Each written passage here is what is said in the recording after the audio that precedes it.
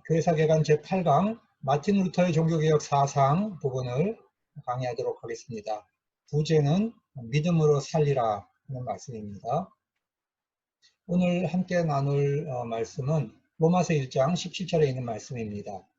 하나님의 의가 복음에 나타나 있으며 믿음으로 믿음에 이르게 합니다. 이것은 성경에 기록된 바 의인은 믿음으로 살 것이다 한 것과 같습니다. 자, 이 말씀을 우리가 이제 다 외우고 있을 텐데요. 이제 루터가 너무나 고민하고 고민해서 이 하나님의 의라는 개념을 이제 발견하게 됩니다. 이 하나님의 의가 뭔지를 제대로 발견해야만 복음의 의미를 이제 알 수가 있고, 그것이 이제 기독교의 진리이죠. 그래야 또 믿음이 뭔지를 알 수 있게 됩니다. 그래서 우리가 뭔지, 성경이 얘기하고 있는 하나님의 의가 뭔지, 루터가 복음을 발견하기 전에 생각하고 있었던 하나님의 의가 뭔지, 이 부분을 우리가 잘 배워야 됩니다. 자, 오늘 강의 개요 부분인데요. 16세기의 로마 가톨릭 교회의 모습은 교리적인 부패가 심각했고요. 윤리적인 부패도 심각했습니다. 그런데 르네상스 인문주의자들도 종교 개혁을 요구했고요. 종교 개혁자들도 개혁을 요구했는데 둘 사이에는 차이가 있었습니다. 종교 개혁자들은 교리의 부패를 더 심각하게 생각을 했습니다. 그런데 인문주의자들은 교리보다는 교회가 가지고 있는 윤리적인 부패를 더 심각하게 비판을 했습니다. 그런 점에서 인문주의자들의 비판과 종교개혁자들의 비판은 근본적으로 굉장히 차이점이 있었습니다. 그래서 아무튼 교리부패와 윤리부패를 개혁하려는 신앙운동이 바로 종교개혁이었습니다.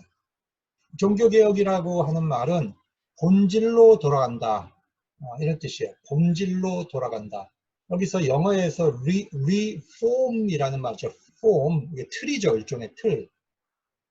그런데 종교개혁이라고 하는 것은 새로운 어떤 그 종교를 만드는 것이 아니고요. 어떤 새로운 운동을 만드는 것이 아니고 성서 안에 있었던, 옛날부터 있었던 그 본질로 돌아간다라고 하는 뜻이에요. 이제 라틴어로는 아드 폰테스라는 말이 있어요. 아드 폰테스. 아드 폰테스라는 말은 샘으로 하는 뜻이에요. 샘. 원래 그 샘물이 솟아나는 근원이 어디냐, 거기를 찾아내서 거기로 돌아간다는 뜻이죠. 이 말은 르네상스 인문주의자들이 원래 고전으로 돌아가자라고 하는 뜻이 있었잖아요. 우리 중세의 문화를 개혁하기 위해서 고대 그리스 문화로 돌아가자 하는 뜻으로 아드 폰테스란 말을 썼는데, 종교개혁자들에게 이 본질은 결국 어디였냐? 성경과 초대교회였죠. 그래서 개신교회는 16세기에 하늘에서 뚝 떨어진 그런 교회가 아니고 초기부터 성경과 초대교회 안에서 있었던 교회의 본래 모습, 신앙의 본래 모습으로 돌아가자라고 하는 것이 개신교회 종교개혁운동의 원리였습니다. 그래서 종교개혁자들은 교회를 분열시키려고 했던 사람은 단 한 사람도 없습니다. 중세 로마 가톨릭 교회 안에서 교회를 새롭게 개혁을 하려고 했지, 이분들이 교회 분열을 기획하거나 교회를 쪼개려고 했던 사람이 하나도 없습니다.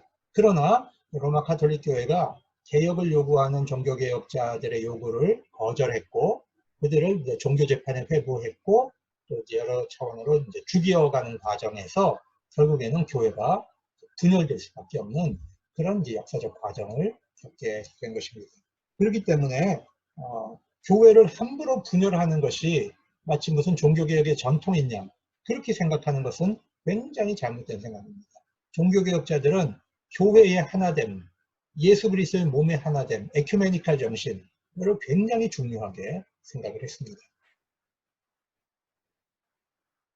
우리가 종교개혁을 배우는 이유가 있어요. 이거는 종교개혁을 배워갈 때 우리가 뭘 일단 알아야 되냐면, 가톨릭과 우리가 무엇을 같이 공유하고 있는지를 알아야 돼요. 가톨릭과 우리는 성경을 같이 공유하고 있고요. 또 사도신경, 그 다음에 삼위일체 신앙과 기독론을 우리가 다 같이 공유하고 있습니다. 그러나 가톨릭과 개신교의 차이점이 뭔가 우리가 그걸 또 잘 알아야 되겠죠. 그래서 우리가 이제 신학적 차이를 이제 공부하려고 하는 것입니다. 그것은 첫째, 개신교회의 정체성을 이제 확인하고 그것을 발전시켜 가려는 것입니다. 그 다음에 여러 교파들이 있는데 종교개혁을 배우면서 여러 교파들이 가지고 있는 장점이 있습니다. 또 단점이 있습니다. 그걸 우리가 잘 아는 겁니다. 그 다음에 종교개혁을 잘 알면은 우리가 이단에 바르게 대처할 수 있어요. 왜냐하면 이 종교개혁자들은 너무 성경을 열심히 연구한 사람들입니다. 그리고 여러 가지 문제를 해결하기 위해서 성경에서 원리를 찾아내고 교회 전통에서도 그 원리들을 찾아내서 굉장히 복잡하고 다양한 이 문제들에 대해서 신학적인 응답을 했어요. 그러다 보니까 우리가 종교개혁을 꼼꼼하게 공부를 하다 보면 여러 가지 잘못된 이단이 나왔을 때 그것이 왜 잘못된 것이다를 금방 알 수가 있습니다. 그래서 종교개혁 신학을 제대로 공부 안 한 목회자들은 이단에 빠지기 쉬워요. 종교개혁 신학을 단단하게 공부한 사람들은 다른 더 발전된 현대 신학을 할 때도 훨씬 더 공부를 잘할 수 있고요. 또 중세 고대 신학을 연구할 때도 종교개혁 신학을 딱 붙들고 있는 사람들은 그 부분을 잘 균형 있게 공부를 해갈 수가 있습니다. 그리고 또 종교개혁을 배우는 이유 중에 하나가 교회와 자신을 늘 개혁할 수가 있습니다. 실수하고 잘못됐을 때 그것을 다른 사람의 잘못을 볼 수도 있지만 또 나는 뭐가 잘못됐구나, 나에게 있어서 뭐가 문제구나 하는 것을 발견하게 되는 것입니다. 그래서 종교개혁은 무엇이냐? 본질로 돌아가는 것이다. 성경으로 돌아가는 것이다. 분리주의가 아닙니다. 그래서 한번 개혁된 교회는 그 다음 개혁된 교회로 끝나는 게 아니고 계속 개혁해 나가야 되는 교회입니다. 리포먼드 처치는 한번 개혁했다고 해서 그냥 멈춘 교회가 아니라 항상 리포밍, 개혁해가는 교회인데 뭐에 근거해서 개혁을 합니까? 하나님의 말씀에 비추어서 우리의 전통이 잘못된 것이 발견되면 그걸 과감하게 개혁하는 겁니다. 그래서 개혁교회는 항상 열려 있어야 됩니다. 개혁에 항상 열려 있고 개방돼 있어야 됩니다. 하나님이 주시는 말씀에 늘 귀를 기울이고 자기를 고쳐나가는 노력을 멈추지 말아야 되는 것이 바로 종교개혁의 정신이라고 하겠습니다. 자, 이제 두 번째로 중세교회가 가지고 있었던 교리적인 무폐와 윤리적인 무폐가 무엇이었는지를 살펴보겠습니다. 중세, 우리가 한 6세기에서 이제 종교개혁 시대까지 거기를 이제 우리가 중세라고 표현하는데 한 1000년이죠. 이때는 이 교회는 절대적인 이 종교적인 힘과 정치적인 파워를 다 가지고 있었습니다. 그래서 한때 어쩔 때는 교황은 태양이고 황제는 달이다라고 표현하던 시대가 있었습니다. 이게 무슨 뜻이냐면 달도 빛을 내는데 이 달의 빛은 태양에 반사되는 빛을 내는 것이죠. 달은 스스로 자기 빛을 낼 수가 없는 것이죠. 그래서 황제가 빛나는 것은 교황이 있기 때문에 이제 황제가 빛나는 것이 되어버리는 거죠. 무슨 얘기냐면 교황권이 황제권보다 훨씬 강했다라고 하는 것을 표현해주는, 그러고 싶어 했다는 것을 또 표현해주는 말입니다. 철학은 신학의 시녀다, 이런 말이 있었죠. 종교적인 학문이 가장 위대하고 권위가 있는 학문으로 여겨지는 시대이기도 했습니다. 그런데 이 중세 말의 부패는 심각했습니다. 윤리적으로 성직자들이 재산을 축적하고 권력을 추구했습니다. 그러다 보니까 부정부패가 일어나고요. 성직을 돈으로 사고 파는 그런 일들이 이제 일어났습니다. 성직 매매입니다. 또 교회가 이제 정치에 개입을 해서 이윤을 추구합니다. 성직자들이 제대로 공부하지 못한 사람들이 이제 매매를 통해서 성직자가 되니까 성적으로 물러나고 타락한 일들이 벌어졌습니다. 교리적인 부패는 크게 이제 7성례, 7성례를 통해서 구원을 설명하다 보니까 여기서 이제 여러 가지 문제들이 생기는 겁니다. 공로 구원이 나오는 겁니다. 그리고 미사 때의 그 떡과 포도주가 실제로 예수님의 살과 피로 변한다고 하는 그런 화채론을 주장을 했죠. 그러다 보니까 실제로 떡과 포도주가 예수님의 몸 그 자체로 그냥 미신화돼 버리는 그런 경향도 있었습니다. 공로 구원론을 얘기하다 보니까 잉여공로설이라는 것이 나오게 됩니다. 잉여공로설이라고 하는 것은 이제 어떤 거냐 하면요. 면벌부와 이제 잉여공로설에 대한 이야기를 이제 잠시 해드리겠습니다. 카톨릭에는 7개의 성례가 있잖아요. 처음에 유아 세례를 받으면 원죄가 없어집니다. 원죄가 없어져서 지옥에 가지는 않아요. 그런데 원죄가 없어지고 이제 은총이 주입이 되는 거죠. 하나님의 은총이 주입이 돼요. 그러면 이 사람 안에 선을 행할 수 있는, 착한 일을 행할 수 있는 이제 기질이 이제 생긴다고 보는 겁니다. 자, 그러나 또 살면서 이제 죄도 막 짓잖아요. 그럼 뭐 그래서 이제 미사도 참여하고, 중요한 게 이제 고해성사를 하죠. 근데 이 고해성사는 4가지의 구성 요소를 가지고 있어요. 첫 번째로 죄책감이 들면은 신부님을 찾아가서 죄를 이제 고해하죠. 그러면 사면을 선포합니다. 사면을 선포하고 4번째로 이제 거기에 걸맞는 이제 선을 행해야 돼요. 이 보속이라는 걸 합니다. 근데 이 보속 행위가 결국엔 뭐냐면 공로를 쌓는 거거든요. 하나님 앞에서 공로를 쌓는 겁니다. 그래서 하늘에서 내려오는 하나님의 은총과 인간이 쌓은 공로가 이렇게 이제 만나면서 성화를 이루어 가거든요. 성화 과정을 걷는 거죠. 점점 이제 성화되는 과정을 겪는데 이게 바로 가톨릭의 구원론이에요. 성화 구원론입니다. 그런 거죠. 그런데 이거를 이제 알아야 루터의 그 영적인 고민을 우리가 이제 알 수 있게 됩니다. 루터는 죄책감 고해를 하고 그 다음에 하나님 앞에 이제 이 공로를 쌓는 일을 합니다. 아무리 이거를 해도 양심에 편함이 오지 않아요. 예. 왜냐하면 자기가 착한 일을 하는 것 자체가 기뻐서 하는 게 아니라 벌 받는 걸 피하기 위해서 이제 공로를 쌓는 것이잖아요. 착한 일을 선을 행하는 거잖아요. 그러니까 동기 자체가 악한 거예요. 자기가 선을 행하는데 그 동기가 자기가 벌을 안 받고 구원받기 위해서 착한 일을 하는 거니까 그 동기 자체도 악하다고 하는 게 느껴지는 거죠. 그러니까 기쁘지가 않은 거죠. 기쁘지가 않은 겁니다. 그래서 자기에게 적절한 이 공로가 쌓여야 되는 건데 늘 이제 공로의 문제가 인간에게 이제 항상 남아있는 겁니다. 하나님 앞에서 이 공로는 충분할까?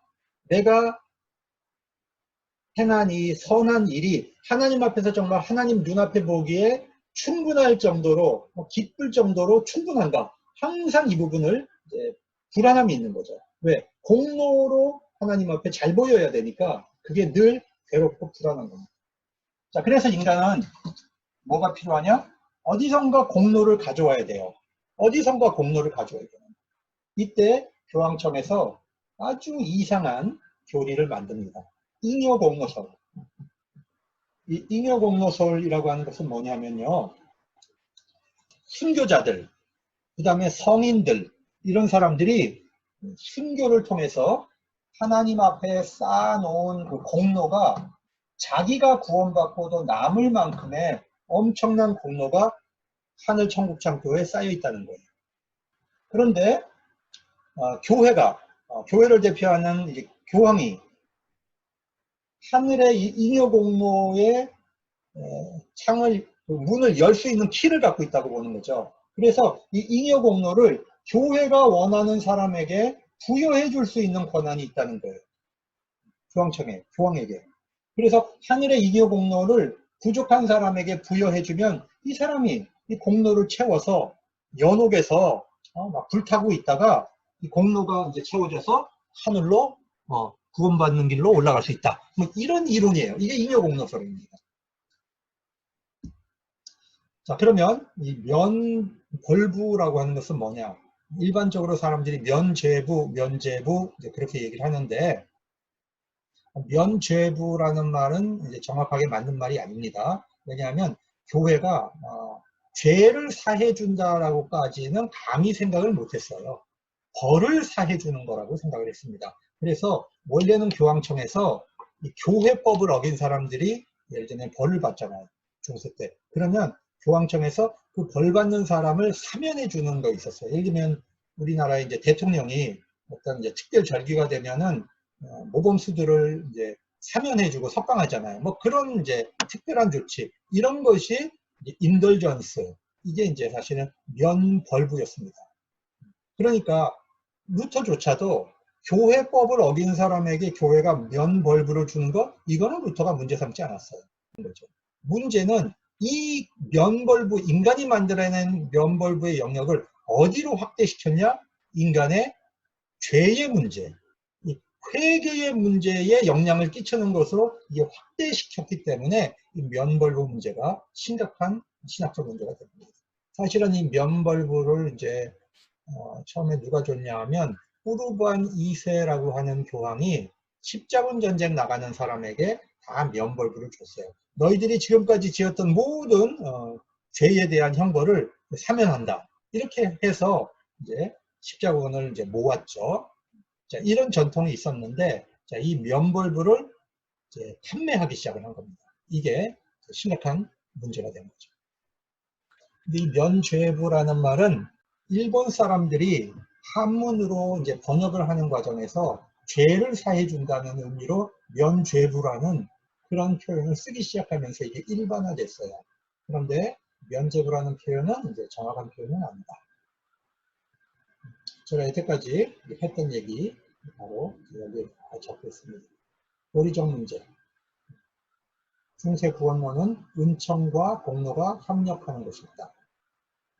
그래서 공로 구원론이 되어버렸다. 그런데 고해성사 안에는 보석행위, 공로를 쌓는 과정이 들어간다. 그래서 잉여 공로서를 만들었고 성인들이 구원받고 남은 잉여 공로를 교황이 면벌권을 통해서 이것으로 이제 공로를 줄 수 있다라고 하는 그런 이제 교리가 거짓된 교리가 만들어집니다. 자, 윤리적인 문제는 그 당시에 교황청에서 실추된 교황권을 회복하기 위해서 이 베드로 성당을 어마어마하게 개축을 했습니다. 돈이 많이 들잖아요. 그러니까 이 돈을 은행에서 빌렸어요. 은행 빚을 갚아야 됩니다. 그러니까 교황청이 무지무지한 이제 빚을 지고 있으니까 이것을 갚기 위해서 면벌부를 판매해야 되겠다는 생각을 하게 된 겁니다. 그런데 그 당시에 이제 루터가 있던 당시에 독일의 대주교가 알브레히트라는 사람인데 이 사람이 대주교가 되는 과정에서 뇌물을 많이 주고 대주교가 됐어요. 은행 돈을 또 많이 빌려가지고 뇌물로 쓴 겁니다. 그러니까 이 사람도 빚을 갚아야 되는 거죠. 그래서 교황청과 이 독일 대주교가 서로 면죄부 판 돈을 나눠 먹는 형식으로 자기들의 은행 빚을 갚기 위해서 이렇게 해서 면벌부를 적극적으로 판매하게 된 겁니다. 그러면 이제 종교개혁이 일어나기 한 100년 전으로 가보겠습니다. 100년 전에 영국에는 존 위클리프라고 하는 옥스퍼드 대학의 이제 교수가 있었는데 그 다음 세대에 이제 그 보헤미아의 얀 후스라고 하는 또 이제 굉장히 특출난 종교개혁자가 있었습니다. 이 두 사람이 이제 바로 종교개혁 이전의 종교개혁자로 이렇게 이제 명칭을 가지고 있는 사람들입니다. 후스는 이제 산 채로 불에 태워 죽였죠. 위클리프는 죽은 다음에 무덤을 파헤쳐서 위클리프의 시신을 화장을 시켰습니다. 위클리프의 동상이고요. 성경을 보고 있는 거죠. 이거는 이제 프라하의 구도시 광장에 가면 체코의 프라하 후스가 불타는 불길 가운데서 이제 걸어 나오는 그런 동상을 새겨 놓았습니다. 굉장히 유명한 동상이죠. 이곳은 16세기에 체코 언어로 성경을 찍는 그 인쇄소 그 장면인데요. 성경을 찍을 때 사용하는 등삭입니다. 그러면 위클리프와 후스의 공통된 주장이 뭔지를 보겠습니다. 교회의 머리는 교황이 아니라 바로 그리스도다.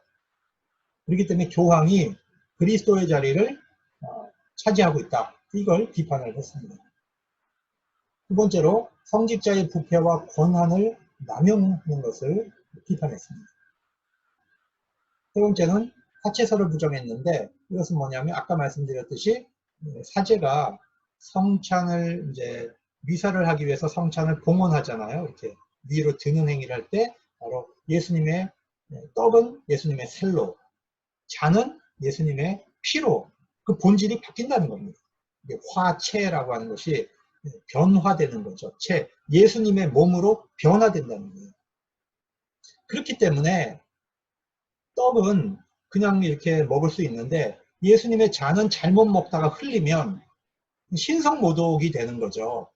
그래서 중세에는 이 못 배우고 무식한 사람들에게 잔을 주지 않고 이 떡만 준 거예요. 떡만. 일종배찬이라 그래요. 한 가지 종류만 준 거예요. 그리고 이 포도주는 신부가 모든 교회를 대표해서 마신 거죠. 이것도 일종의 실제론인데 신부가 교회 성도들을 다 대표하는 한 인물로서 그냥 잔을 마시는 거예요. 이러다 보니까 후스는 예수님은 우리에게 떡과 잔을 다 주라고 그랬는데 왜 우리에겐 떡만 주고 잔을 주지 않느냐. 우리는 이종배찬을 하겠다. 두 가지 종류를 다 달라. 이렇게 요구를 하게 됩니다. 그래서 이 후스파 종교개혁의 특징은요. 잔입니다. 잔. 성찬잔이 바로 후스파 종교개혁의 상징이에요. 그래서 후스파 교회를 가면은요. 십자가 대신에 잔이 이렇게 앞에 그려져 있습니다. 그리고 자국어 언어로 성경을 번역을 합니다. 위클리프는 영어로, 후스는 체코 언어로 성경을 번역합니다. 이래서 죽은 거예요. 로마 가톨릭 교회가 금지했던 성경 번역을 실시했고 또 교회를 비판했고 화채설을 부정했기 때문에 두 사람을 전부 이단으로 정죄한 겁니다. 그러면 이제 종교개혁의 배경을 살펴보겠습니다. 종교개혁이 일어나게 되는 그 배경에는 먼저 르네상스 인문주의가 있어요. 자, 아까 제가 그런 얘기를 했죠. 그 인문주의자들은 이제 고전으로 돌아가자 그 운동을 했다고 그랬죠. 아드 콘테스. 그래서 고전으로 돌아가는 운동을 하면서 종교개혁자들이 성서로 돌아가자라고 하는 그 길을 열어놓았습니다. 그래서 이태리 인문주의자들은 이제 그리스 로마 문화를 강조했지만 북구라파, 알프스 산맥 위쪽의 인문주의자들은 성서, 그 다음에 이제 교부들로 돌아가는 것을 굉장히 중요하게 여겼습니다. 그리고 우리가 이제 유명론에 대해서 공부했는데 유명론자들은 어떤 면에서 이제 세 길을 열어놓은 거죠. 토마스 아퀴나스가 옛 길이었다면 유명론은 새 길이었죠. 그래서 교권제도와 성례전을 가지고는 하나님을 표현할 수 없다. 이렇게 본 거죠. 보편을 부정하면서. 그러다 보니까 교권제도를 비판할 수 있는 그런 길을 유명론자들이 열어놓은 것입니다. 그 다음에 루터가 나오기 이전에 14세기 말 이때는 교황청이 두 개로 쪼개져 가지고 막 싸웠잖아요. 교황청에 분열이 일어나서 이 교황청을 분열하기 위해서 군주들, 신학자들, 그 다음에 이제 추기경들 이런 사람들이 모여갖고 공의회를 열었어요. 공의회를 열어서 교회를 합쳤죠. 그러다 보니까 교황청 교회를 이제 고쳐나가는데 공의회가 굉장히 중요하다라고 하는 생각을 하게 됩니다. 그리고 루터와 종교개혁자들은 이제 신비주의 영향을 많이 받았어요. 특히 루터는 에크하르트, 독일 신비신학의 영향을 이제 많이 받았습니다. 그 다음에 민족주의 운동이 교황청을 약화시켰는데 그것은 왜 그러냐면, 자, 교황청은 사실 기독교 세계 전체를 대표하는 하나의 종교적 상징이잖아요. 그래서 교황청이 막강한 권한을 가지고 있는데 민족주의가 발달하면 독일, 프랑스, 이탈리, 스페인 전부 따로 놀기 시작하는 거죠. 그러면 이 사람들은 자국의 이익을 추구해 가면서 왕권을 강화시킵니다. 이러면 교황 말을 이제 안 듣게 되죠. 그 다음에 교황청의 이익보다는 자기의 이익을 먼저 생각하게 되죠. 이러다 보니까 교황청의 힘이 약화되고 교황의 명령이 권위가 약화되는 겁니다. 가장 중요했던 것은 인쇄술이 발달한 거죠. 그래서 루터의 종교개혁이 성공할 수 있었던 이유는 바로 인쇄술이었습니다. 성경을 번역한 거거든요. 그 전에는 위클리프와 후스가 성경을 번역했지만 인쇄술이 발달되어 있지 못했기 때문에 금속 활자가 이제 없었기 때문에 이게 대중화 보급이 되지 않은 겁니다. 그런데 구텐베르크가 금속 활자를 발견하고 인쇄술이 발달하면서 이제 루터가 하는 말, 루터가 쓰는 글, 이런 성경 이런 것이 빠른 속도로 책으로 묶여서 보급이 되는 게 시작을 한 겁니다. 그래서 이것을 막을 수가 카톨릭 교회가 막을 수가 없게 된 것입니다. 또 한편으로는 신대륙이 발견된 거죠. 컬럼버스가 신대륙을 발견했고 그 다음에 이제 마젤란이 또 세계 일주를 하면서 전통적으로 가져왔던 세계는 지구를 중심으로 태양이 돈다라고 하는 생각이 이제 깨지기 시작한 거죠. 그래서 교회가 가르쳤던 이 천동설 이게 이제 무너진 거예요. 그러면서 교회가 주장하는 과학적 권위, 이거는 교회가 과학을 얘기할 때는 믿으면 안 된다. 이렇게 되는 거죠. 그래서 교회가 주장하고 있는 과학적 권위는 완전히 무너져 버리는 새로운 시대가 열린 겁니다. 이것은 교황청이 이제 두 개가 싸우고 있는 모습이에요. 프랑스 교황청과 로마 교황청이. 자, 교황 알렉산더 이제 6세가 얼마나 타락한 사람인가? 바로 이제 루터 바로 직전인데, 이 사람은 이제 교황의 조카였는데 추기경이 되고 나중에 교황이 되는데 엄청난 이제 뇌물을 사용해 가지고 고위성직자가 됩니다. 여러 여자들과 이제 그 불륜의 관계 속에서 6명의 아들과 2딸을 낳았는데 자기 자식들을 고위 가문과 결혼시킵니다. 그렇게 해서 이제 권력을 유지하고 나중에 추기경단을 매수해서 교황에 당선되는 그런 인물입니다. 그러니까 얼마나 교회가 부패했던가 중세 카톨릭 교회가 보여주는 것이죠. 여기 프랑스 교황청 아비뇽이고 로마 교황청이죠. 베드로 성당 저걸 짓다가 이제 부패합니다. 자, 이 그림은 저기가 이제 테첼이라고 하는 사람인데요. 이 테첼이 이제 곳곳에 다니면서 이제 면벌부 판매를 이제 캠페인을 했습니다. 여러분의 조상들이 지금 다 불타고 있습니다. 그럼 막 그림을 보여주면서 연옥에서 불타고 있다고. 그러니까 이 면벌부를 사는 순간 그 영혼이 하늘로 올라가게 됩니다. 그렇게 설교를 하고 다니는 겁니다. 이 말을 들은 수많은 사람들이 이 면벌부를 살려고 막 줄을 서는 거죠. 구원받을 수 있다는데 누가 안 사겠습니까? 가난한 사람들, 빈민들의 돈까지도 이렇게 착취가 되는 것입니다. 이것이 바로 면벌부입니다. 가운데 빈칸에다가 여러분의 이름을 쓰면 구원을 받는 겁니다. 여기에 루터 하우스에 보관되어 있는 이 면벌부를 살 때 동전을 넣는 그 통이에요. 그래서 여기 동전이 땡그랑 떨어지는 소리가 날 때 연옥에 있는 여러분의 부모님의 영혼이 구원을 받는다고 이렇게 말을 합니다. 마틴 루터의 생애를 먼저 볼게요. 마틴 루터의 아버지는 탄광업을 해가지고 돈을 많이 번 사람입니다. 그래가지고 이제 루터를 훌륭한 사람으로 이제 키우고 싶었어요. 근데 그 당시는 이제 그 출세하는 길이 결국 이제 법을 공부하는 거였거든요. 공부해서 그 출세하는 길은 사실은 이제 법을 공부하는 거죠. 옛날이나 지금이나. 이제 법학도였는데 늘 이 불안함, 구원받지 못하면 어떡하나 하는 이 불안 때문에 사람이 늘 괴로워했어요. 그러다가 어느 날 이 하늘에서 이 벼락이 치는 이 장면을 보고 그 자리에서 이 공포 때문에 주저앉아. 그래서 자기의 수호성인 안나여 나를 보아소서 끝나고 이제 외치죠. 그러면서 이제 어거스틴 수도원에 자기가 수도사로 들어갑니다. 이제 이런 말을 해요. 내가 수도원에 들어간 것은 밥을 먹기 위함이 아니었고 내 영혼의 구원 때문에 내가 수도원에 들어갔다. 나중에 이제 그런 말을 합니다.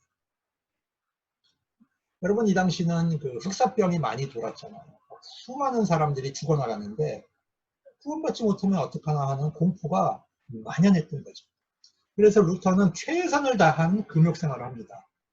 최선을 다하면 구원을 주신다.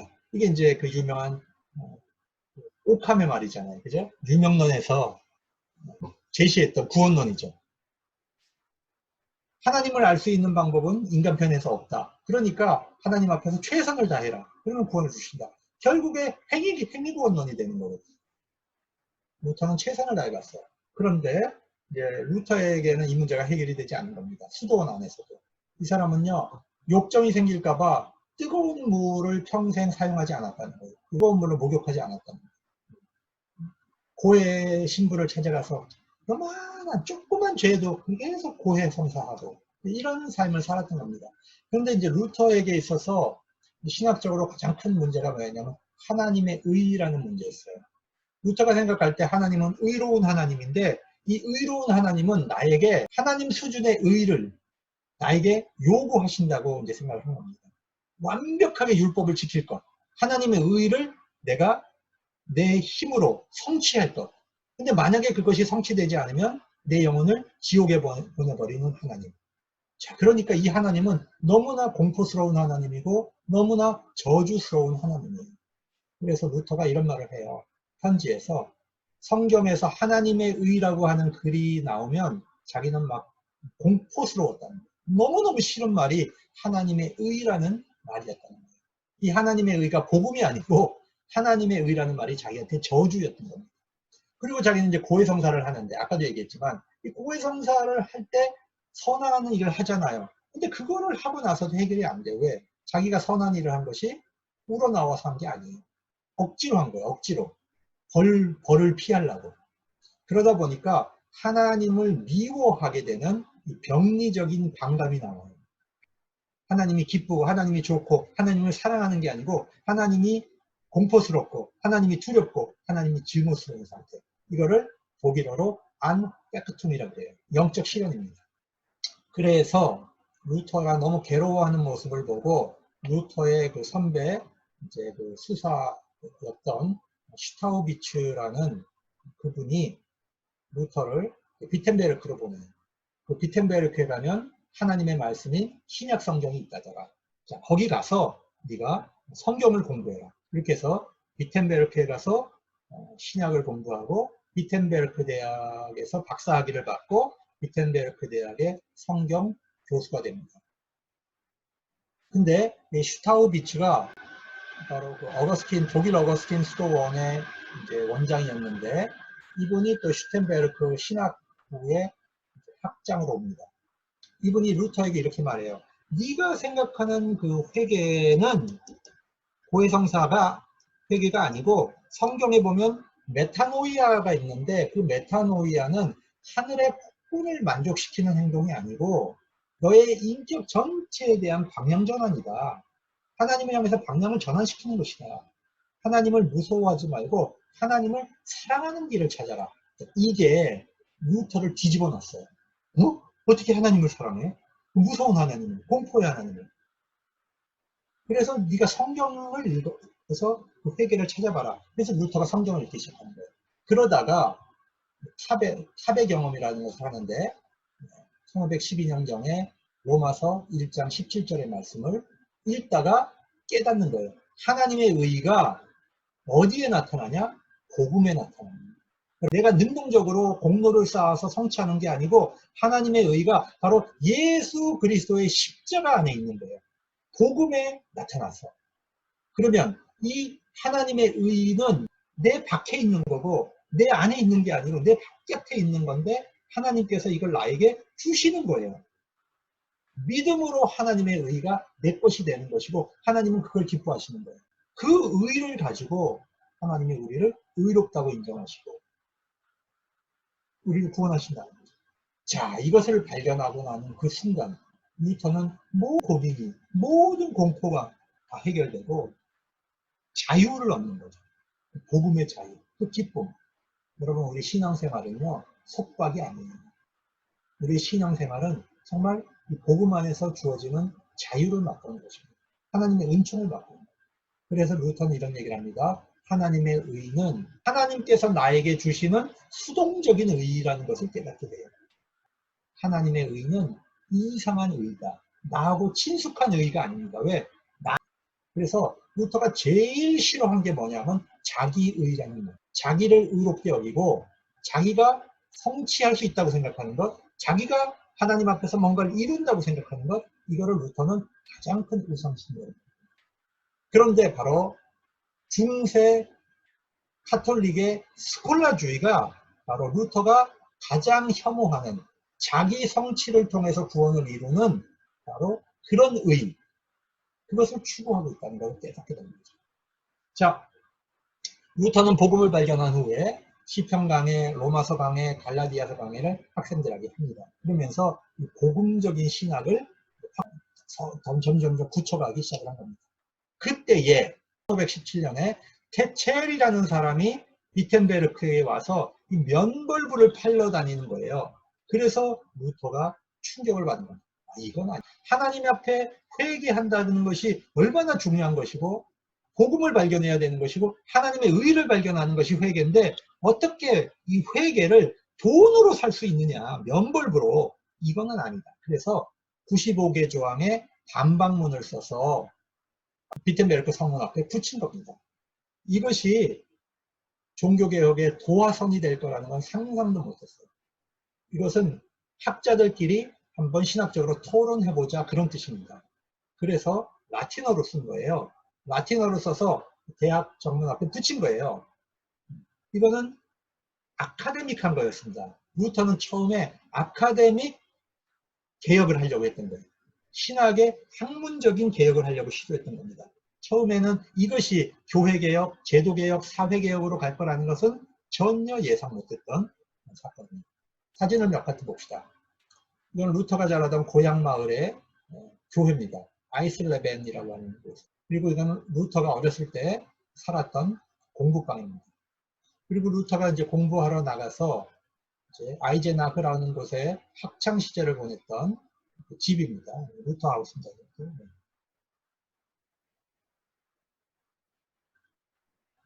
자, 루터는 이제 이 에르푸르트에 있는 어거스틴 수도원에 들어가서 아주 엄격한 그 금욕적인 삶을 살게 됩니다. 수도원의 모습입니다.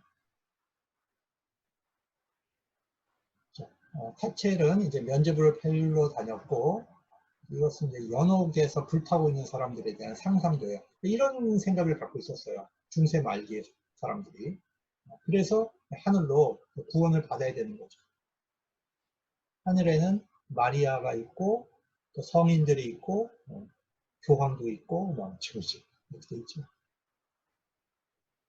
자, 루터에게 영적인 영향력을 줬던 요한 폰 스타우피츠라는 분이죠. 스타우피츠. 이게 이제 비텐베르크 성당, 대학 성당 정문입니다. 루터라는 영화인데요. 거기 보면 이 성문 앞에다가 이제 반박문을 붙인 겁니다. 95개 조항의 이 반박문에 라틴어 표현이고요. 자, 이렇게 해서 종교개혁이 출발하게 됩니다.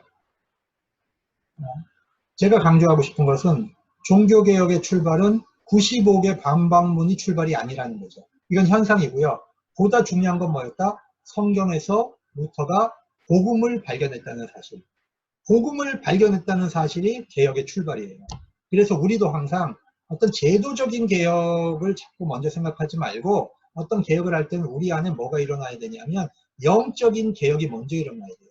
복음으로 돌아가서 복음에 기초한 영적 개혁이 먼저 일어나야 그 개혁은 성공할 수가 있기 때문에 루터는 하이델베르크라는 지역에 이제 가서 수도사들과 학자들이 모인 자리에서 네가 그럼 주장하는 게 뭐냐?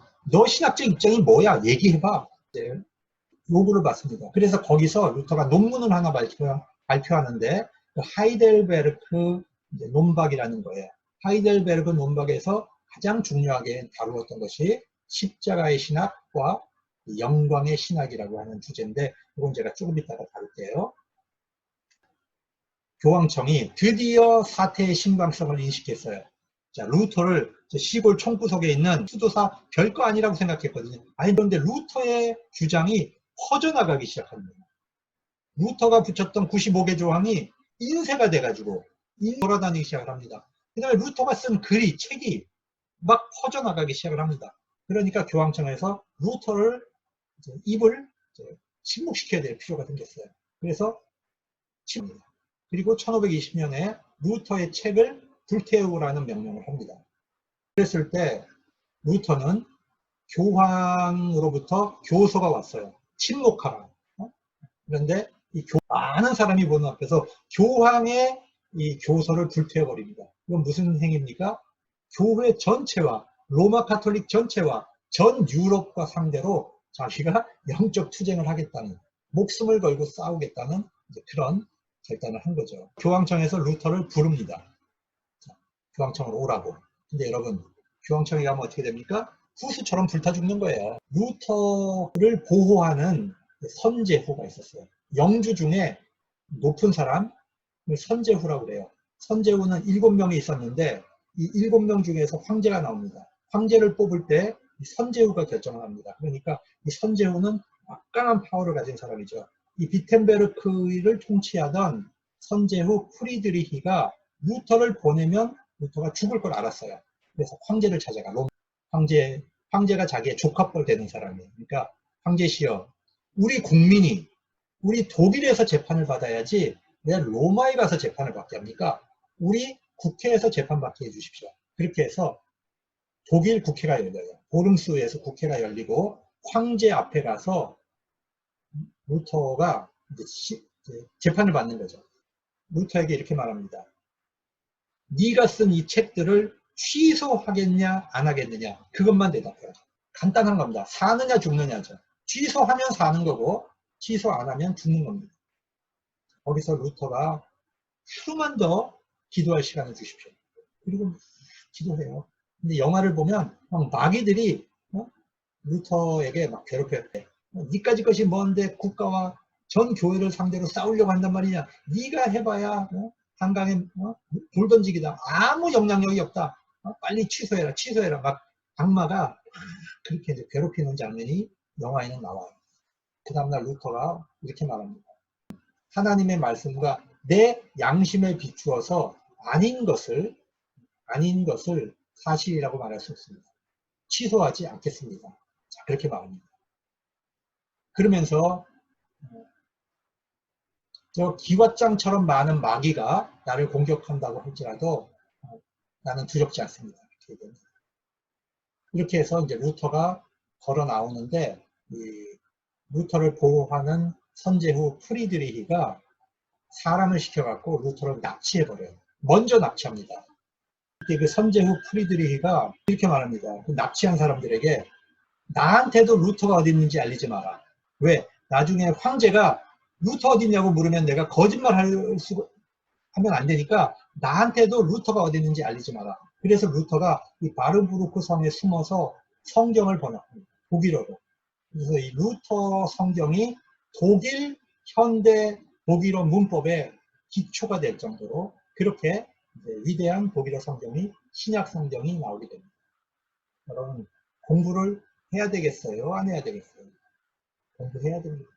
공부를 해야 하나님 앞에 쓰임을 받는 거예요. 루터 보세요.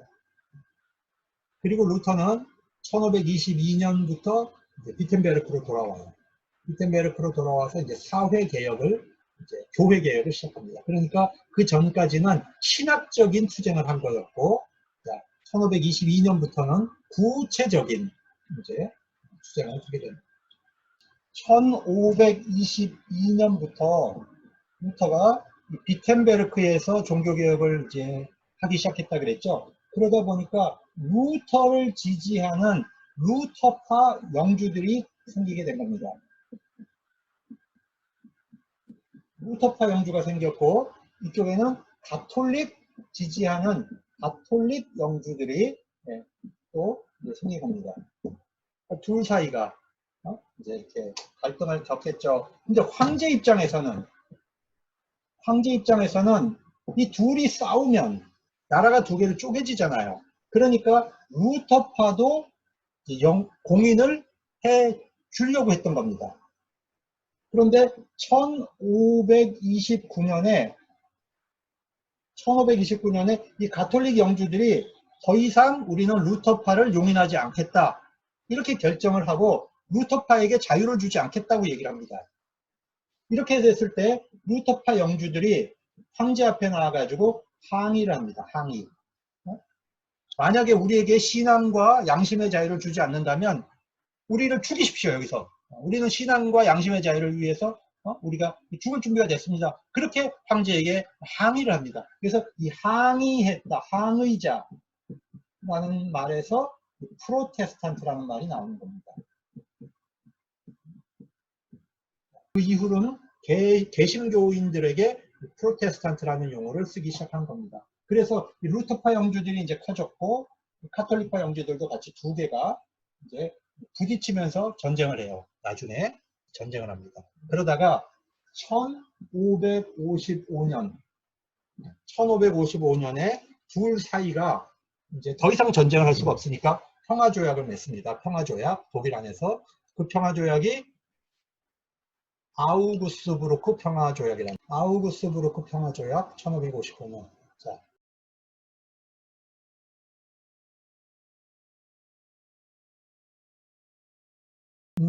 제가 아까 그 후스파 교회 얘기를 했는데요. 후스파 그 사진을 몇 개 보여줄게요. 이제 체코 종교개혁을 상징하는 게 하나님의 말씀하고 컵이에요. 그래서 여기가 이제 체코에 있는 후스파 교회, 후스파 개혁교회 상징인데, 십자가 대신에 컵을 그려놨죠. 이게 뭐냐면 후스가 이제 떡과 잔 두 가지를 다 달라, 이제 그런 뜻으로 이제 요구했기 때문에 상징이 됐습니다. 십자가가 없고 여기 펠리칸이 있죠. 펠리칸. 이제 펠리칸을 그려놨는데, 왜 십자가를 안 그리냐면 그 당시에 십자가는 로마 카톨릭을 상징하는 거거든요.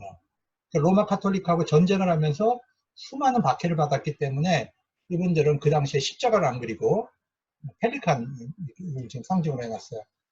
펠리칸은요, 자기 새끼들을 먹이기 위해서 자기 부리로 목을 쪼아가지고 목에서 피를 내가지고 자기 새끼를 먹인대요. 제가 이 사진을 보고 굉장히 감동을 받았어요. 그래서 이 학교 개혁파, 이 당시에 헝가리나 체코의 이제 개혁교회들을 가보면요, 이 펠리칸이 학교의 상징이에요. 무슨 얘기냐면 자기 피를 내서 교인들을 먹이고 자기 피를 내서 제자들을 길러내라는 거예요. 이건 시골에 있는, 체코 시골에 있는 교회의 정면인데, 여기도 보면 하나님의 말씀인 성경과 잔을 상징으로 했죠. 후스의 그 비인데요. 후스의 무덤을 상징하는 비인데, 여기 보시면 위에도 잔이 있고 요 밑에도 좀 잔이 있잖아요. 그래서 이거 보면 후스파 종교개혁에 아직도 살아있고, 후스파 종교개혁 후손들이 개혁교회의 안으로 많이 들어왔습니다. 후스파 교회. 자, 이 사진에서 오른쪽의 그림이 바로 그 교황의 교서입니다. 교서. 루터에게 침묵을 요구했던 교서인데, 루터가 그 교서를 불질러 버립니다. 많은 사람들이 보는 앞에서, 동료들이 보는 앞에서 불태워 버리면서, 자, 그리고 이제 그 보름스에서 황제 앞에서 이제 자기 신앙을 증언하는 거죠. 난 취소하지 않겠다. 그런 거죠. 이렇게 해서 이 왼편에 있는 프리드리 선제후가 루터를 납치해가지고 오른편에 있는 이 바르부르크 성에다가 가둬버렸습니다. 1년 동안 못 나오겠죠. 여기 이제 이 안에 갇혀서 루터는 이제 성경을 번역하기 시작을 했던 겁니다. 그래서 독일어 성경이 나오는데 이 장면이 바로 루터가 직접 사용했던 책상입니다. 여기서 독일어 성경을 번역한 거죠. 루터 비벨, 루터 성경이고요. 루터는 탁월한 음악가였죠. 비텐베르크 성이고요. 여러분 그 오른편에 보이는 그 높은 두 개의 탑이 있는 게 바로 그 성당입니다. 비텐베르크 성당. 그 뒷편으로 이제 대학이 쭉 있는 겁니다. 루터가 살았던 그 교수 이제 사택이 그 안에 있습니다. 루터 하우스가 이 건물 안에 루터가 살았던 사택이 있습니다. 그리고 이 사택 앞에는 이 루터의 부인이었던 카타리나 폰 보라의 동상이 있는데 이 여성이 굉장히 탁월했던 분입니다. 원래 수녀였죠, 수녀. 수녀원을 탈출해서 동료들과 함께 루터를 찾아왔어요. 그래서 루터가 자기 친구들과 수녀들을 한 사람씩 결혼시킵니다. 끝까지 폰보라는 아무하고도 결혼 안 했어요. 폰보라가 루터를 마음에 두고 있었던 겁니다. 그래서 이제 루터는 폰보라하고 결혼을 하는데, 여러분 종교교육 하려면 돈이 얼마나 많이 들어갑니까? 찾아오는 사람도 많고 회의도 해야 되고 여행도 가야 되고 그 돈을 교수의 그 사례비로는 감당이 안 됩니다. 근데 카타리나 폰 보라가 맥주를 만드는 기가 막힌 그 솜씨가 있었습니다. 수녀원에 있을 때부터 익힌 거죠. 그래서 카타리나 폰 보라가 맥주를 만들어서 어마어마한 돈을 벌어요. 그래서 루터를 서포트를 합니다. 그래서 이제 독일에 목사님들이 이제 여행을 오시잖아요. 사모님하고. 그러면 카타리나 폰 보라 앞에 와서 꼭 사진을 같이 찍습니다. 그리고 폰 보라 얘기를 합니다. 사모님은 이 옆에서 사모님들을 안 찍으려고 그럽니다. 목사님들은 찍자 그러고. 자, 이 그림을 보시면 이 빨간색으로 되어 있는 데가 바로 이제 루터파입니다. 그래서 루터파는 독일 북부, 여기 독일 북부죠. 독일 남부는 여기입니다. 독일 남부는 카톨릭이죠. 그 다음에 여기가 독일 북부, 여기가 이제 루터파고요. 이게 이제 위로 올라가죠. 그래서 덴마크, 노르웨이, 스웨덴, 프러시아 이쪽 지역은 전부 루터파 교회가 됩니다. 루터파 교회. 여기 보시면 비텐베르크가 여기 있죠. 교회.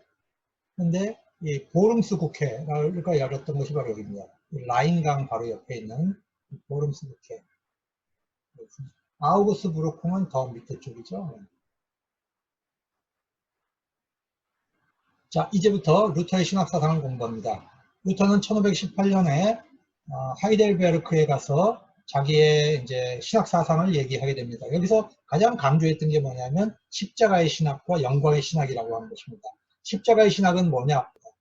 하나님께서는 십자가를 통해서 하나님을 계시하였고 그 안에 있는 하나님의 의, 십자가 안에 나타나 있는 하나님의 의를 믿는 신학이 바로 십자가의 신학인데, 영광의 신학은 자기의 공로, 자기가 쌓은 업적을 신뢰하는 신학이 바로 영광의 신학이라는 거죠. 곧 그것이 뭐냐? 중세 카톨릭이 강조했던 이 스콜라주의 신학, 그것을 루터는 영광의 신학이라고 비판을 했습니다. 영광의 신학자들은 하나님께서 숨겨놓은 것을 자기 이성과 자기 합리주의를 가지고 찾으려고 하지만 그것은 절대로 하나님을 발견할 수 없다고 하는 겁니다. 그래서 이 십자가 신학은 루터 신학의 가장 중심입니다. 루터파 신학의 중심이 바로 십자가의 신학입니다. 루터는 1520년에 3대 논문을 썼습니다. 제가 책에서도 말했죠. 첫 번째가 이제 교회의 바벨론 포로, 여기서 이제 화채설을 비판했고 7개의 성례를 비판했고 3개의 성례를 중요하다고 그랬죠. 처음에는 세례, 성만찬, 그 다음에 이제 고해성사까지 얘기를 합니다. 나중에는 이제 고해성사는 뺍니다. 두 번째는 독일 귀족에게 권하는 글. 여기서 이제 만인 제사장서를 주장했다고 그랬죠. 세 번째는 그리스도인의 자유. 우리 그리스도인들이 얻은 자유는 이웃을 봉사하기 위한 자유다. 여러분, 우리가 루터파에서 행동의 문제가 그럼 어떡하냐? 믿음으로 구원받는데 그럼 행동은 전혀 필요 없는 것이냐? 그게 아니라는 거죠. 루터는 구원을 받은 다음에는 우리의 행동은 공로가 아니라 이웃을 사랑하고 섬기는 행위, 그것이 바로 하나님 앞에 기쁨이 된다는 거예요. 그것이 우리의 구원을 위해서 필요한 것이 아니고 하나님께서 우리의 공로, 봉사는 바로 이웃을 섬기는 데서 섬기라고 하나님이 주시는 것이지, 그것이 바로 공로로 들어가서는 안 된다, 이렇게 보는 겁니다. 반복 희생제사론이라고 하는 건 뭐냐면, 화채설은 예수님의 피와 살로 변한다는 거 아니에요. 한번 할 때마다 예수님이 죽이는 행위가 되는 거죠. 그래서 그거는 결국 희생제사다. 그래서 화채설과 반복 희생제사를 반대하고 이종배찬, 떡과 잔을 다 주도록 이제 후스파가 얘기했던 거죠. 그래서 얘기하는 겁니다. 그러면 루터는 왜 세례 성만찬을 중요하게 여겼느냐, 고해성사까지 처음엔 중요하게 여겼느냐? 자, 간단합니다. 예수님이 하라고 한 것만 하자는 겁니다. 성경에 예수님이 하라고 한 것. 예수님은 세례 받으셨고 세례 주라 그랬어요. 땅끝까지 성부와 성자와 성령의 이름으로 세례를 주고 내가 너에게 분부한 것을 가르쳐 지키게 해라. 자, 그 다음에 예수님께서 성만찬을 하시면서 다시 올 때까지 해놔라 그랬죠. 예수님이 하라고 한 거죠. 그럼 고해성사는 왜 처음에 인정했냐면 예수님은 뭐라 그랬냐면 서로 죄를 고백하고 용서하라 그렇게 하셨어요. 처음에. 그런데 루터는 이것이 나중에 고해성사가 되면 안 된다는 걸 안 거죠. 회개하는 것과 고해성사가 다르다는 걸 루터는 자기 체험을 통해서 알잖아요. 그죠? 그리고 고해성사에는 뭐가 없냐면 표현이 없어요. 물질적 표현이 없어요. 세례에는 물이라는 물질적 표시가 있죠. 성만찬은 떡과 잔이라고 하는 물질적 표시가 있어요. 그래서 거룩한 것을 물질로 표현하는 겁니다. 성례는. 근데 고해성사는 물질이 없잖아요. 표현하는 물질이 없잖아요. 그래서 루터는 나중에 고해성사를 성례에서 뺍니다. 그래서 개신교 전통은 말씀과 성례, 성례는 세례 성만찬 이렇게 개정되는 겁니다. 이 만인제사장직이 굉장히 중요해요. 모든 세례받은 성도는 하나님 앞에 평등하다는 거예요. 목사라고 해서 하나님 앞에 가깝고 일반 평신도라고 해서 하나님 앞에 멀지 않다는 거예요. 그 사람이 하는 역할과 기능은 다양해요. 섬김의 기능은 다양합니다. 그러나 하나님과 우리 사이의 거리에 있어서 모든 사람이 하나님 앞에 평등하다는 거예요. 그것이 바로 만인제사장직이고 사죄가 없어도 우리는 죄를 고백할 수 있고 기도해 줄 수 있고 그 다음에 하나님의 말씀을 증거할 수 있죠. 바로 이게 만인제사장직입니다. 그렇다고 해서 목사 필요 없어. 우리도 성만찬하고 우리도 설교하고 우리가 다 할 거야. 그렇게 하라는 게 아닙니다. 루터는 만인제사장직을 중요하게 여겼지만 그러나 교회가 세운 직분, 어떤 그 성직자로서의 직분, 질서 이거를 굉장히 중요하게 여겼습니다. 자, 이제 말씀론으로 가보죠. 루터는 그리스도를 잘 드러내는 말씀이 권위 있는 말씀이라고 생각을 했어요. 복음을 잘 표현하는 말씀. 그러다 보니까 로마서를 가장 훌륭한 성서로 여겼죠. 그 다음에 갈라디아서, 로마서, 갈라디아 뭐 이런 거. 그런데 제일 가볍게 여긴 성경은 야고보서입니다. 야고보서. 그래서 야고보서는 뭐라고 돼 있어요? 행함이 없는 믿음은 죽은 믿음이다 그랬죠. 그래서 그렇게 행위를 강조하잖아요.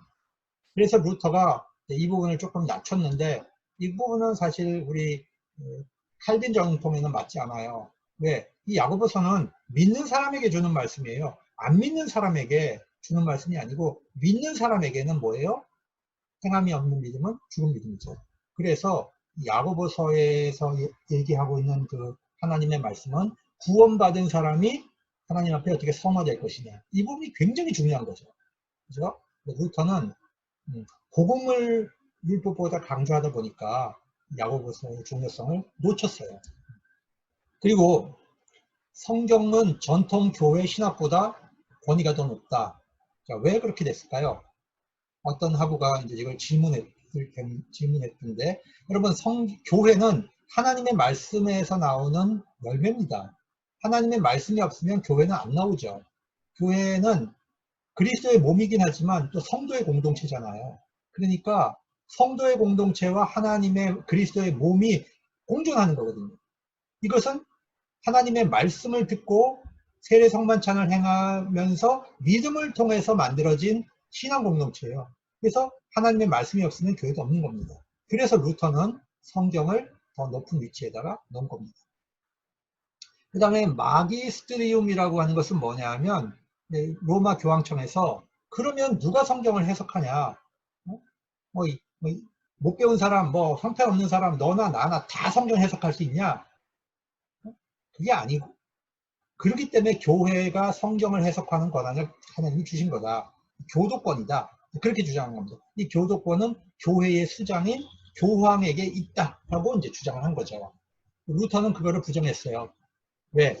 성경 안에는 성경을 해석하는 원리를 성경이 이미 가지고 있다는 거죠. 즉 성령의 조명으로 성경이 해석되는 거기 때문에, 또 성경 안에 서로 다 연결되어 있기 때문에 성경을 해석하는 것은 바로 성경이다. 이렇게 주장을 하면서 교황만이 성경 해석의 최종 권한을 갖는다라고 하는 이 교도권을 루터는 부정합니다. 그리고 권위 문제죠. 권위. 자, 이 그림을 봅시다. 이 그림은 두 개, 저울에서 무게인데요. 누가 더 권위가 있냐는 거죠. 이쪽은 종교개혁자들이 강조하는 하나님의 말씀, 이쪽은 교황의 권위. 그런데 하나님의 말씀의 권위가 훨씬 더 무거운 거죠. 그래서 저울자가 끼울었어요. 그러니까 사탄이 아니야, 아니야, 이쪽이 더 무거워. 그리고 이제 막 끌어내리는 걸 도와주고 있는 거죠. 이걸 통해서 뭘 표현하고 싶어 하는 거예요? 16세기 종교개혁자들이 하나님의 말씀의 권위를 지금 강조하고 하는 거죠. 루터는 하나님의 말씀을 복음과 율법으로 봤어요. 그러니까 여러분, 우리가 동전이 한 면만 있는 게 아니고 동전은 양면이 있잖아요. 그죠? 앞면과 뒷면이 붙어 있죠. 이건 분리시킬 수 없죠. 그런 것처럼 루터에게 있어서 하나님의 말씀은 율법과 복음이에요. 그러면 율법은 무슨 역할을 하느냐? 두 가지 역할을 하는데 정치적 사용과 신학적 사용이 있다고 그랬어요. 정치적 사용은 악을 고발하고 질서를 유지하는 데 있어서 하나님의 말씀이 누구에게나 공정한 그런 이제 율법이다. 그런 법이 된다는 거죠. 그런데 그거보다 더 중요한 것은 율법은 신학적인 사용을 할 수 있는데 우리의 죄를 고발해 주는 거라는 거죠. 자, 이거는 우리가 루터의 어린 시절의 루터의 고민을, 영적 시련을 보면 알 수가 있어요. 루터는 하나님의 말씀을 읽을 때, 율법을 읽을 때 그 율법을 지켜야 된다는 강박이 너무 괴로웠잖아요. 자기는 그걸 지킬 수 없다는 걸 알고 있었잖아요. 그래서 너무 그게 고통스러워서 하나님을 미워하는 단계까지 가잖아요. 자, 이것이 바로 율법의 역할이죠. 율법은 선한 거예요. 그런데 율법은 계속해서 우리의 죄를 지적해요. 너는 하나님 앞에 죄인이야. 네 능력으로 구원받을 수 없어. 그걸 우리가 깨닫게 되죠. 그래서 율법은 어디로 인도합니까? 우리를 복음으로 인도해요. 그리고 그렇게 율법 때문에 괴로워해왔던 사람이 복음을 발견하니까 모든 것이 한 번에 해결되는, 해방을 느끼는, 회심하고 구원을 맛봤잖아요. 그래서 여러분, 죽어야 사는 거죠. 율법을 통해서 죽어야 다시 사는 거지, 죽지 않는 사람은 절대로 새 생명을 얻지 못하는 거죠. 그래서 루터에게 있어서는 율법의 고발, 율법의 신학적 기능, 이것이 굉장히 중요한 역할입니다. 그런데 이 마귀는 어떻게 합니까?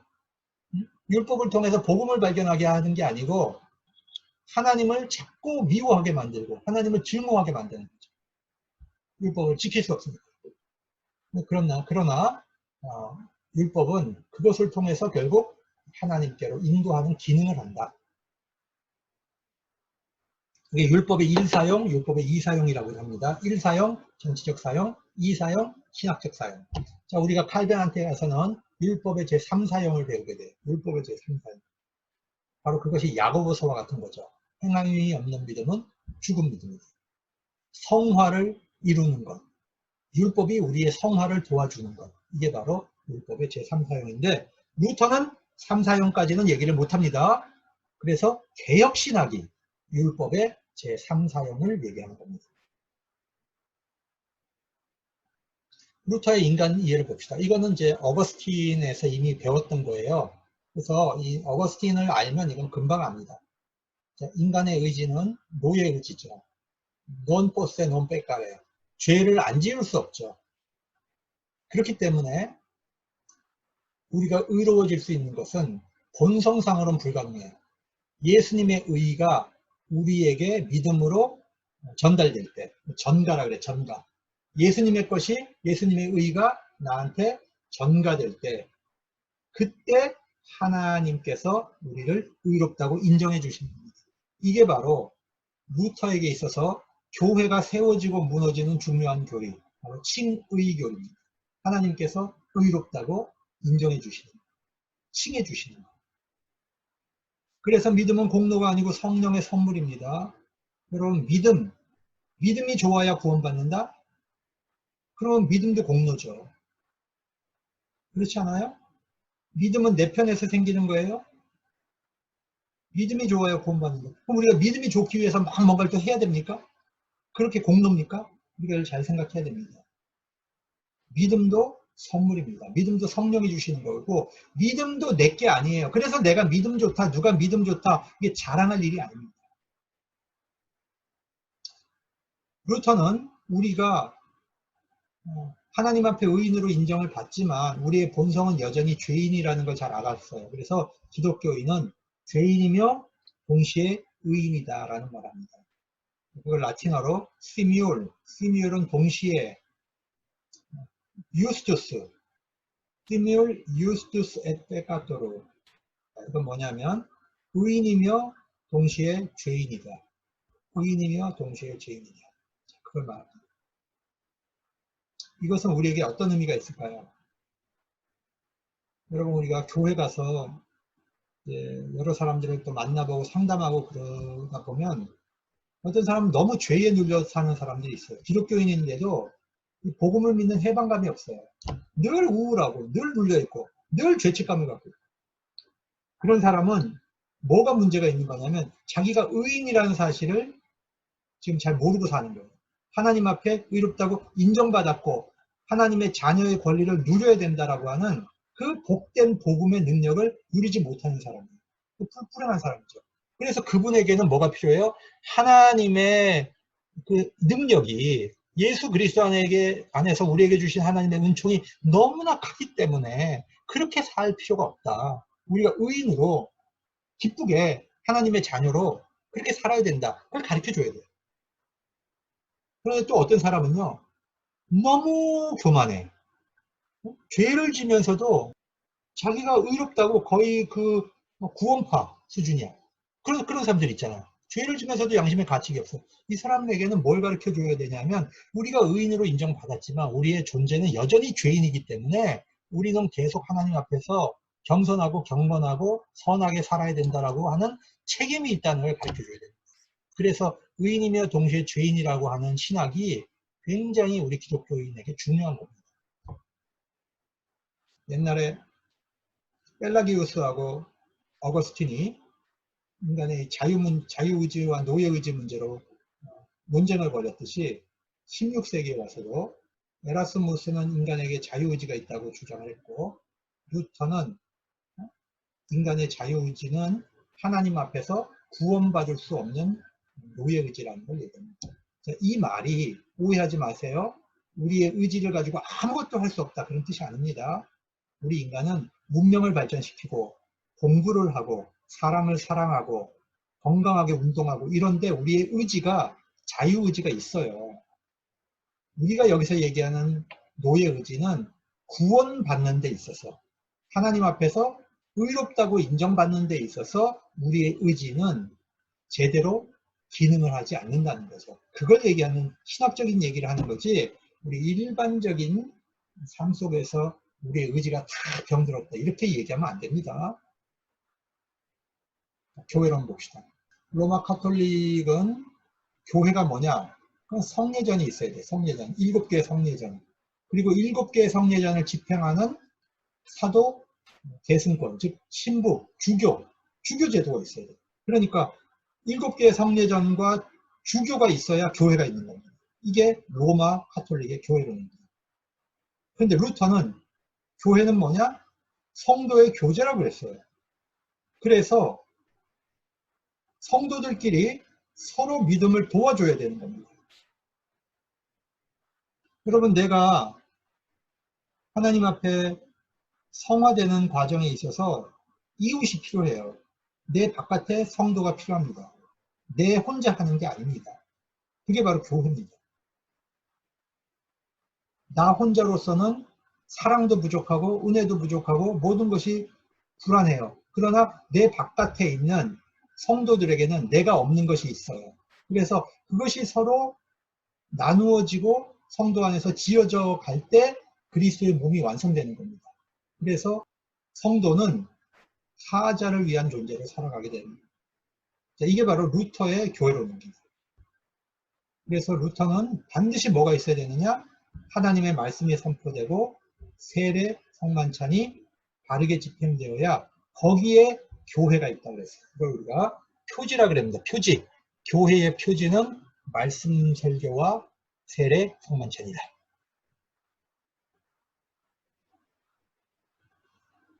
성찬이 이루어지려면 반드시 세 개가 있어야 돼요. 약속이 있어야 돼요. 예수님이 하라고 한 거. 세례 하라고 했잖아요. 성만찬 하라고 했어요. 그런데 그거를 뭘 갖고 해요? 물질적 표지를 갖고 해요. 물로 세례 주고 떡과 포도주로 성만찬을 집행해요. 그거를 우리는 믿음으로 받아들여야 돼요. 이 세 가지가 공존해야만 섭례가 완성되는 겁니다. 그런데 우리가 예를 들면 온라인 성만찬 같은 경우는 이제 논란의 여지가 생기는 게 물질적으로 표현할 수 없지 않느냐, 그거는. 그런 이제 또 이유로 반대하는 사람들도 있어요. 그 다음에 이제 유아 세례를 인정했습니다. 루터는. 제세례파 사람들은 어린아이들이 믿음이 없는데 어떻게 세례 주느냐, 어린아이가 신앙 고백을 못하는데 어떻게 세례 주느냐, 그렇게 주장을 하는데 루터는 그렇게 얘기하지 않아요. 어린아이가 믿음이 없다고 어떻게 네가 단언할 수 있느냐. 믿음이 하나님이 주신 선물인데 믿음도, 아이들이 왜 믿음이 없다고 생각하느냐. 그런 거 첫 번째. 두 번째, 하나님의 말씀이 있는데 아기들은 세례 주지 말라는 말씀이 없다. 아기들도 세례 줄 수 있다. 이게 루터의 생각입니다. 이 두한국 사상은 하나님이 세우신 두 가지 제도가 있는데 국가와 교회라는 거죠. 국가는 율법에 속하는 거고 교회는 복음에 속하는 거예요. 아까 우리가 하나님의 말씀론 배울 때 하나님의 말씀은 율법과 복음이라고 그랬잖아요. 그죠? 그래서 그 율법의 정치적 사용, 율법의 제1사용, 그것이 적용되는 데가 바로 국가라는 거죠. 그래서 국가가 왜 필요하냐? 악을 억제하기 위해서 필요하다는 거죠.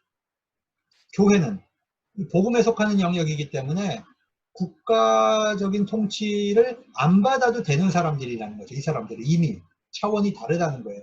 그렇지만 우리가 이 세상을 살아갈 때는 믿는 사람, 믿지 않는 사람, 또 신앙이 좋은 사람, 나쁜 사람 다 같이 살기 때문에 국가의 질서가 반드시 필요하다는 겁니다. 우리가 살아가는 이 세상 속은 죄악 속에 살기 때문에 국가의 통치를 우리가 받으면서 살아가야 된다. 이렇게 본 겁니다. 약점. 국가가 악을 행하면 어떻게 해요? 국가가 악을 행합니다. 루터는 너무 군주를 선하게 봤어요. 그런데 군주가 악한 사람이고, 예를 들면 오늘날에 예를 들면 이제 군인들이 쿠데타를 해가지고 국가를 잡아가지고 막 엉망진창으로 만들었어요. 그런 경우는 어떻게 하냐고. 그러면 국가에 대해서는 누가 얘기할 수 있냐는 거죠. 이 부분에 대해서 루터는 얘기할 수가 없었어요. 왜?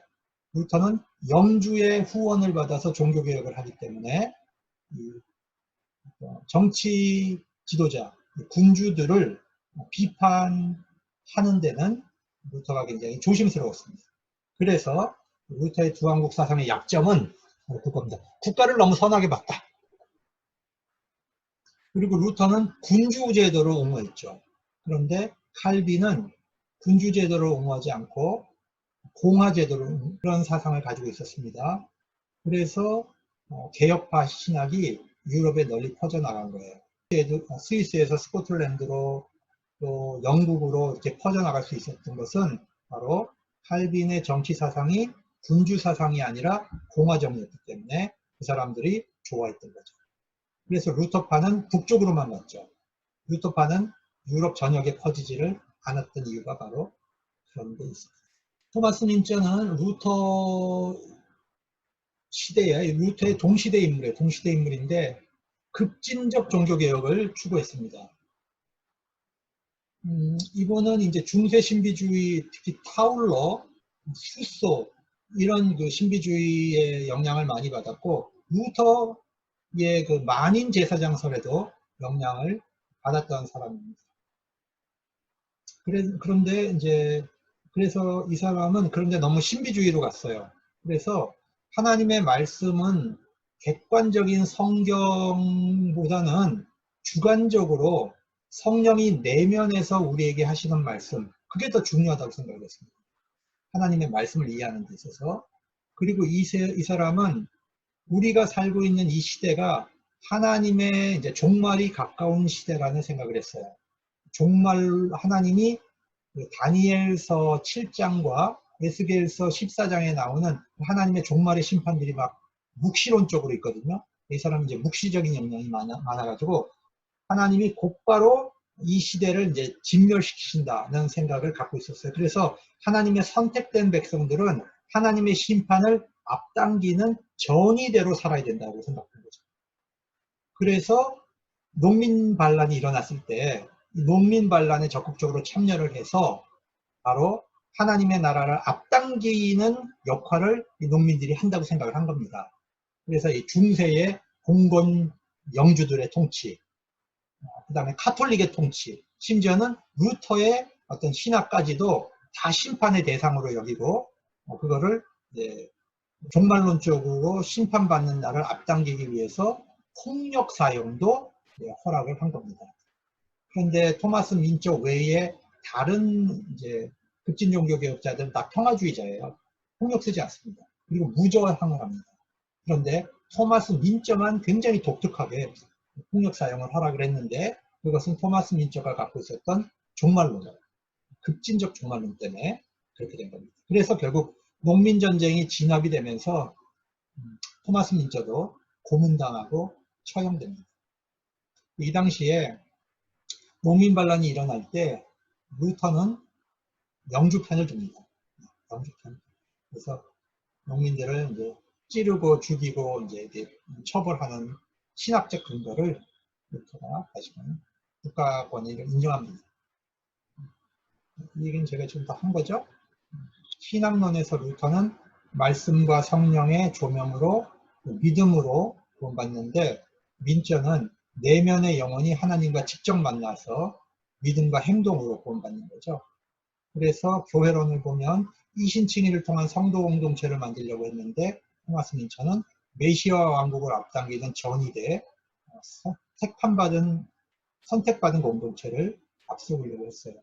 그래서 루터는 구왕국설을 주장했는데 토마스 민처는 세상 왕국을 붕괴시키고 메시아 통치를 이루는 그런 종말론적 나라를 앞당기려고 한 겁니다. 근데 여러분 이건 문제가 있죠.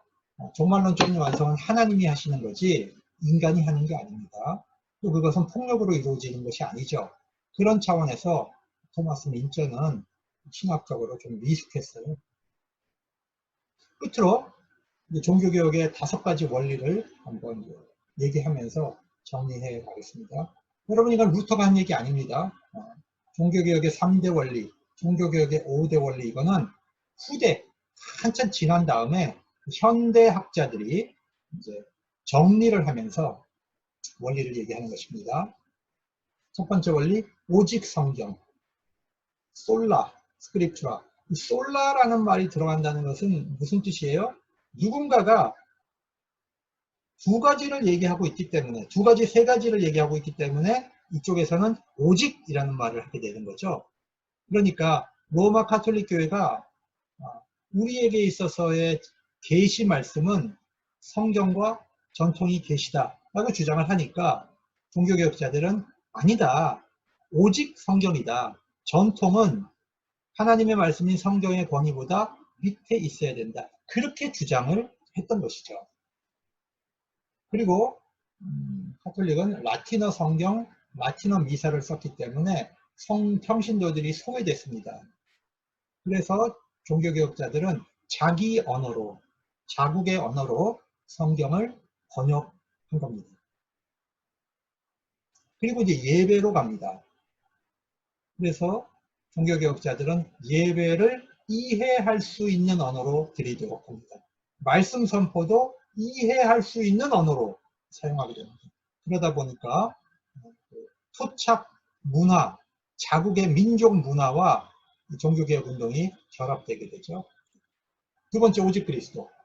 오직이라고 하는 말은 중세 카톨릭 교회가 구원의 능력을 여러 가지로 좀 복합적으로 봤기 때문에 1차 구원자가 있고 보조 구원자가 있고 이렇게 얘기를 했기 때문에 종교개혁자들은 아니다, 오직 그리스도다, 이렇게 얘기하는 거죠.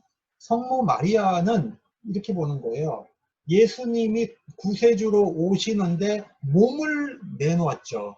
자기 몸을 헌신했죠.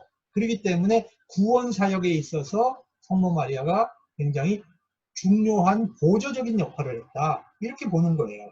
또 천당에 가서도 성도들의 기도를 받아서 예수님에게 전달해주는 역할을 한다, 이렇게 보는 거예요.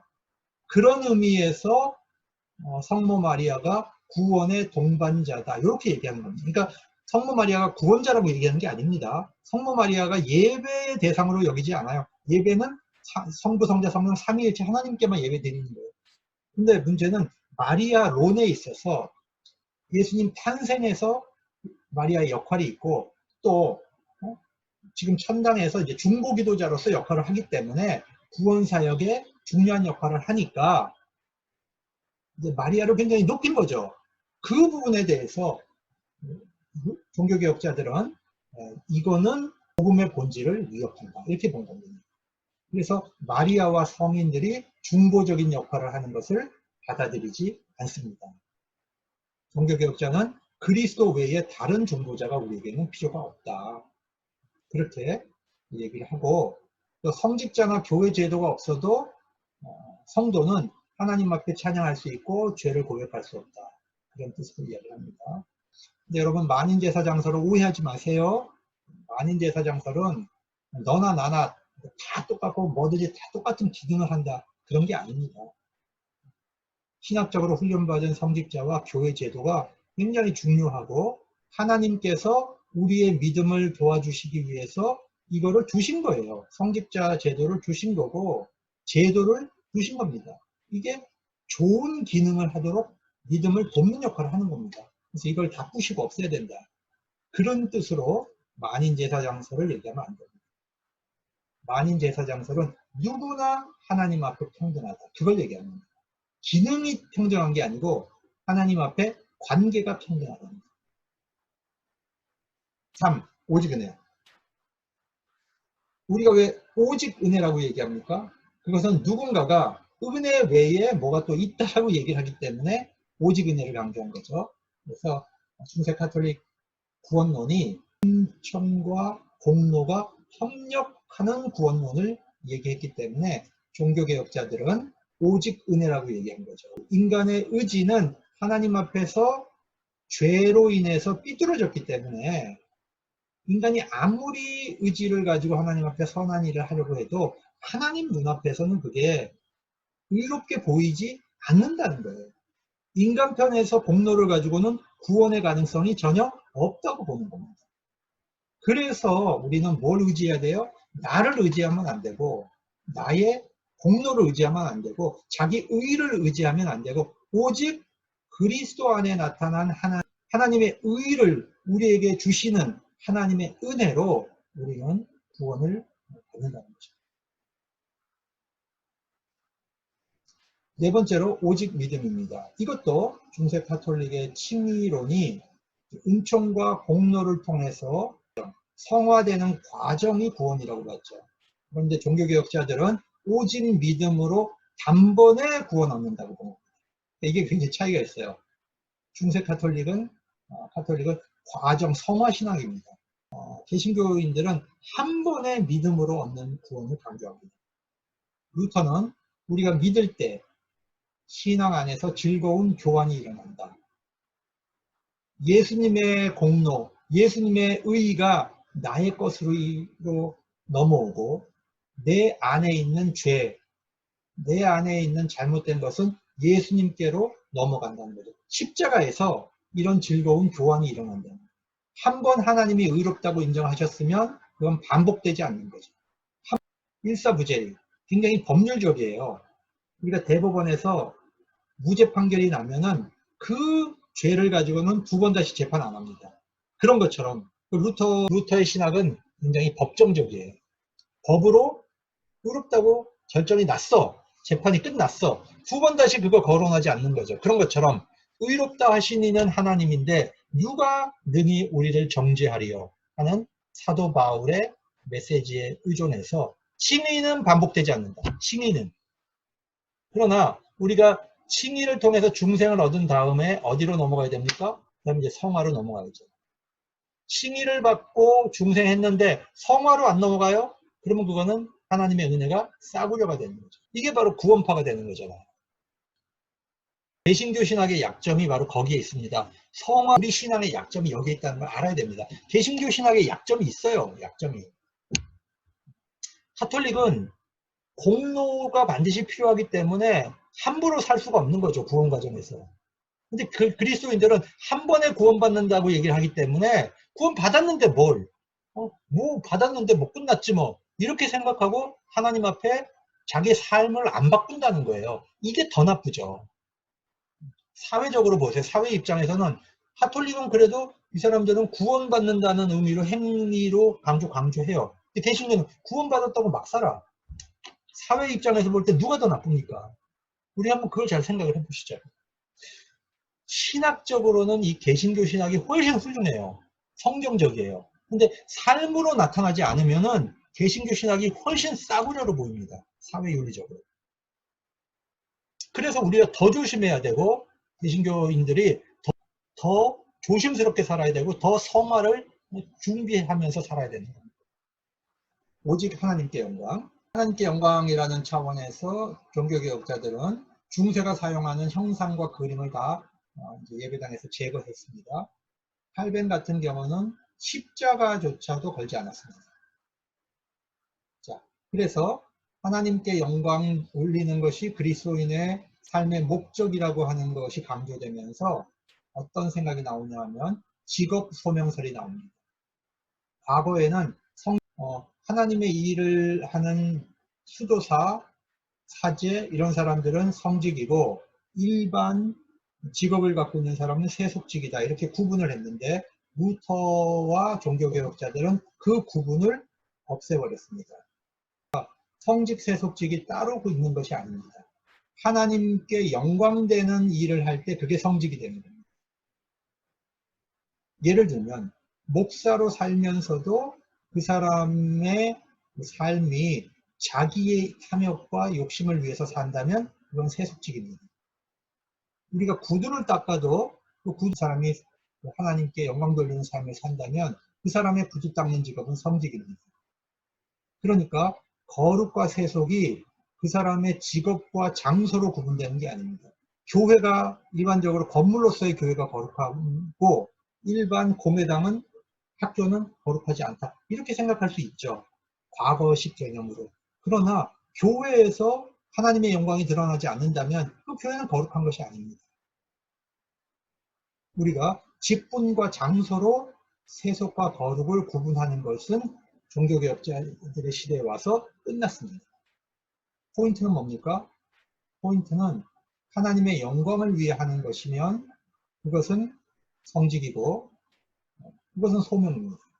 그러나 나의 영광을 위해서 하는 것은 그것은 세속적인 것이고 그것이 바로 소명이 아닙니다. 이렇게 우리가 그렇게 구분을 해야 되는 것입니다. 우리가 11조가 중요하다고 생각합니다. 11조는 하나님의 것이고 하나님의 것이다. 그러면 1은 중요하고 나머지 9은 안 중요할까요? 하나님은 1만 좋아하고 나머지 9는 안 좋아할까요? 하나님이 산수를 못 하시나요? 그렇지 않죠. 우리가 11조를 드리는 건 왜 드려요? 나머지 9도 바르게 사용하겠다고 하는 그런 신앙적 태도를 가지고 하나님 앞에 11조를 드릴 때 그것이 바른 헌금이 되는 것이겠죠. 우리가 성수주의를 얘기하면서 안식일을 거룩하게 지키고 나머지 6일은 마음대로 살아도 되는 것입니까? 하나님은 6을 싫어하고 하나님은 1을 좋아할까요? 그렇지 않잖아요. 우리가 안식일을 거룩하게 지킨다는 것은 나머지 6일도 바르게 산다는 것을 전제로 하나님 앞에 안식일을 드리는 거죠. 이렇게 성과 속은 분리되는 것이 아니고 연결되어 있는 것입니다. 우리 종교개혁 신학에 의하면. 그렇기 때문에 하나님께 영광을 돌린다는 신학은 전체적인 걸 다 뒤집어 놓는 거예요. 인간이 머릿속에 가지고 있었던 거룩과 세속의 개념 자체를 다 허물어뜨려 버리고 본질로 돌아가게 하는 거예요. 하나님께 영광을 돌린다는 의미는 그렇게 우리 삶의 전체를 담는 것이다. 루터와 종교개혁 사상 강의를 모두 마치겠습니다.